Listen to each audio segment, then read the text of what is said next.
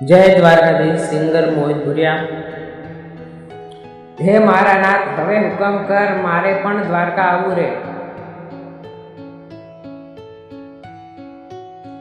મારો એક જ નાથ દ્વારકાધીશ રે, એનું એક જ ધામ દ્વારકા રે. મારા નાથ તારી ભક્તિ માં જ મારી શક્તિ.